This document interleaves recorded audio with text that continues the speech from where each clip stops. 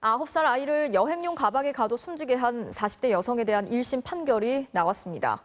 재판부는 이 여성이 자신의 행동으로 아이가 죽을 수도 있다는 걸 인식하고 있었다면서 징역 22년형을 선고했습니다.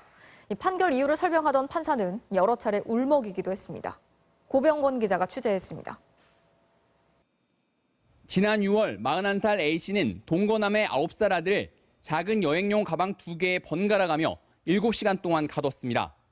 숨을 못 쉬겠다는 피해 아동의 호소에도 친자녀들과 함께 가방 위에 올라가 뛰고 좁은 가방 안에 드라이어기로 뜨거운 바람을 불어넣기까지 했습니다.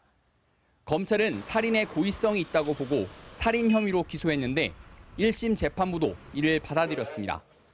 피고인은 지속적으로 부인했지만 범행에 동참한 친자녀들의 진술이 일관되고 피고인 역시 아동이 사망할 가능성을 인식하고 있었던 점 등을 근거로 징역 22년을 선고했습니다.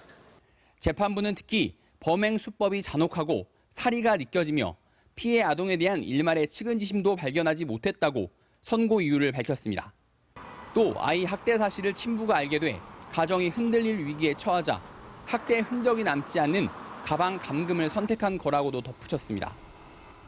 재판부는 피고인이 제출한 수차례의 반성문도 진지한 반성 대신 변명과 책임 회피로 일관하고 있다고 꼬집었습니다. 재판부는 피해 아동이 마지막 순간까지 피고인을 엄마라고 부르며 구해줄 것으로 믿었다면서 판결문을 읽던 도중 여러 차례 울먹이기도 했습니다. 시민단체들은 아동학대로 인한 사망의 양형 기준을 더 높여야 한다고 주장했습니다.